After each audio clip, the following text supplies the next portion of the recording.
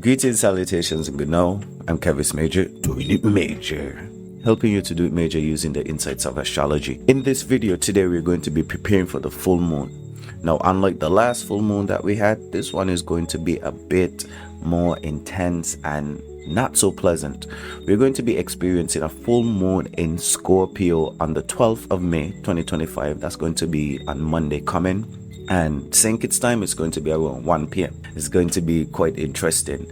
Already feeling the build-up of this full moon if you're quite sensitive to the energies. Let's get into it, because again, this one isn't going to be pleasant. It's going to be quite an intense full moon. Scorpio full moon activates the 8th house, which is known as the house of reincarnation. Now, for reincarnation to occur, well, we need to have death or the end of something. Something needs to end, and the process of starting anew occurs, and this isn't comfortable. We don't like to do this. This is where deep emotional entanglement, death and rebirth and shared energies live. It's ruled by Mars and also Pluto. Now, if you know anything about Mars and Pluto, Mars is the god of war, and I like to call Pluto the planet of doom, gloom, death and destruction. So making Scorpio, or this 8th house, the house or the zodiac sign of power, control, but also purging, detoxing, releasing,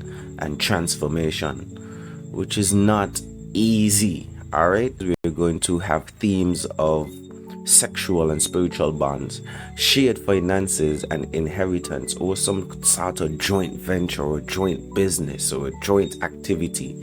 We also have occult practices, secrets, shame, shadow work, inner transformations, and also the alchemical death of ego. Now, this is important because one analogy that I could bring to my mind might be a bit obscure, but 4 is in astrology the number of the moon, right? And so 4 plus 4 equal 8. So think about 2 moons or 2 moods or just 2 individuals joining together, right? That's how sex occurs, or that's what sex is basically, the joining of 2 energies to create a whole new activity, a whole new human being, a whole new circumstance. And so think about the joining of energies. For us to really join together, we're gonna have to sacrifice bits of ourselves to have this joining or this merging. There must be some sort of compromise, which is also a number of 4, where there's comfort and love and nurturing. There's also sacrifice and compromise. And so 4 and 4 lots of compromise, and that's where the power and control comes from. Like, who's going to compromise, who's going to sacrifice. And trust me, during this time, the full moon, it's going to be revealing what needs to be sacrificed, what needs to be released, what needs to be put aside in order for something stronger to be birthed. In anatomy, this house rules the genitals, the reproductive organs, the places where you release stuff. So maybe even like your skin in some way, shape or form, because this is one of the largest organs where you could excrete bodily fluids and stuff like this. It's also one of the most intimate organs, where people could touch you on your body and stuff like that. So it's quite intimate, and all the areas that deals with regeneration. So places of release, intimacy and regeneration are all going to be affected during this full moon. Now let's talk about what a full moon represents. The moon governs our mood. I like to call the moon mood. Moon governs our mood, emotions, and our instincts, and also memory. So when the moon is full, we are at our most intuitive, we are at our most sensitive, we are at our most reflective and also revealing. It's almost like when you had that big lunch, right? Or even a small meal that is satisfying, right? And you're just full. You don't want to be disturbed. You don't want to get your feathers ruffled. You just want to sit and be comfortable and relax. Some people even get the itis and go to sleep and maybe have some good conversations. They just want to be jolly for the most part. And it's the same thing for the full moon. We try to put ourselves in situations where we're just comfortable, where we're at peace, and we don't necessarily have to go to work. Moon doesn't like to be in Scorpio. Moon actually falls here. So again, we want to make sure that around the full moon we align ourselves with even just going to sleep and being in a fallen state, right? And we do this strategically, and it's not like, okay, the energies force us you know what I'm saying, to have a terrible experience. The full moon always opposing the sun, right? So here the moon in Scorpio is going to reflect the shadow of the sun, and the sun is in Taurus, the sign of money, material, wealth, comfort, security, and just overall self-worth and value. So this lunar opposition creates a spiritual mirror where the moon has been absorbing all of the experiences since the new moon that we had in Taurus. That's why it's always important to like set intentions, revisit your intentions, your manifestations, whatever you're working on, your plans and goals, revisit them, especially around new moons, right?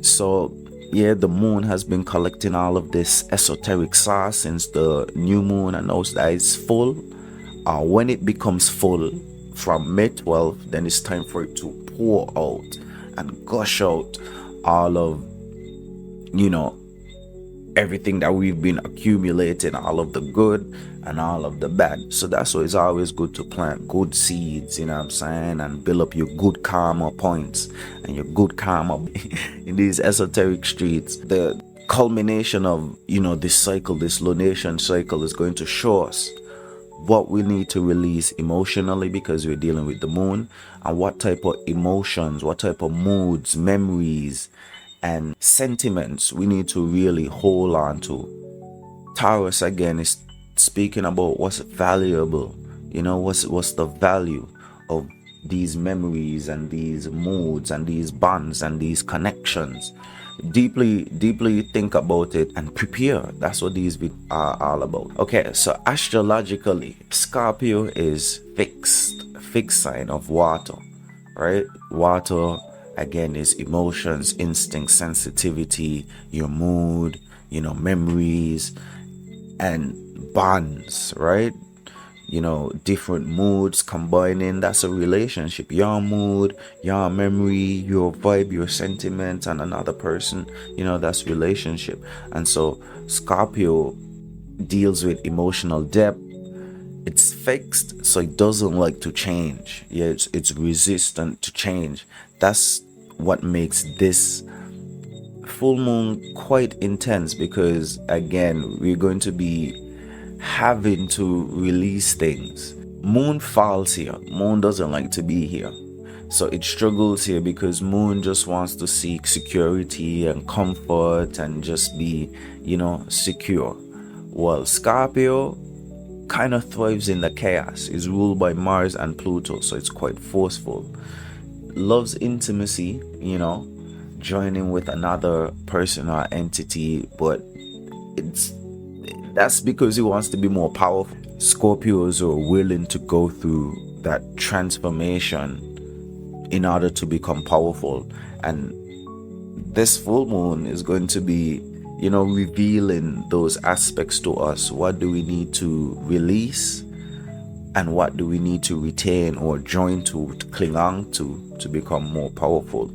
Esoterically, this moon in Scorpio is about emotional detox, catharsis, which basically means the process of releasing and thereby providing release in some shape or form to a strong or suppressed, repressed emotion. So catharsis, which is not easy. All in all, this Scorpio full moon is about having some sort of emotional purge. You need to let go what is no longer helpful, useful, or what no longer holds value. The trauma, the debts, the debts, the debts, the bad financial habits, the addictions, the obsessions, the emotional contacts that drain your life force. A few days ago, I had an epiphany, and what I wrote was, build a life that surrounds your energizers. After this emotional purge, after this cleanse, what remains is going to be your truth and also your true power. Major farewell until we meet or greet again. I'm Kevis Major, doing it major. Hope you find this helpful and useful as we prepare for the full moon in Scorpio on May 12th, 2025. What a time to be alive. And I'll see you then.